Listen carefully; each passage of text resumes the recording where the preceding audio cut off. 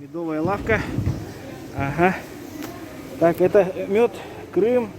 Местный тоже есть? Привозной мед. Местный есть местные варенья. Ага, а варенье откуда? Варенье малиновое, Алекминский улус, село Урицкое. Ага. И варенье из лесной земляники, Амгинский улус, село Покровка. Ага. Это тоже все Алекминская, красная смородина, черная смородина. Черника есть, но она бывает редко, вот сейчас есть Ленский улус. Ага. Земляника 1500 маленькая. Ага. Все остальное варенье привозное, есть краснодарская клубника, есть виноградное варенье, но это все мы возим. Ага. А вот мед намский откуда? Намцы две пасеки. Ага. Это Попов, Ага. Харелах село. Ага. Вот. И Лыткин, Графский берег. Тоже намский улус. Ага.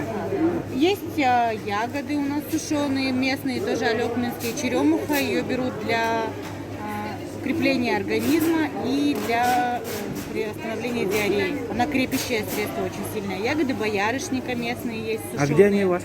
Ну, на витрине сейчас, наверное, нигде нет. Они у Ага. нас Ага. вот там. Ага. Местные травы вот у нас там. Ага. Посмотрите. Ага. Это все наше. Ага. Это все наши травы. Бронхолегочная смесь. Здесь вот все бронхолегочные травы. Ну, Вероника Седая, Комау, то, наверное, все знают ее. Прострел, чебрец, голубики листья. Бирюото, волчья трава, это тоже наша местная. Ага. Есть привозные, очень сильные сборы. Алтай, Крым, Башкирия. Они тоже есть. Ага. Ну вот из местного все. Ага. Бурятский чай Саганделя. Ага.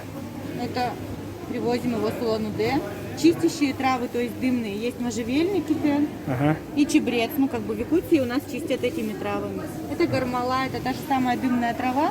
Так же, как в Якутии можжевельник, в России и в странах Средней Азии чистят ей. Ага. Ясно. Ну и, в принципе, все, весь ассортимент. Ага.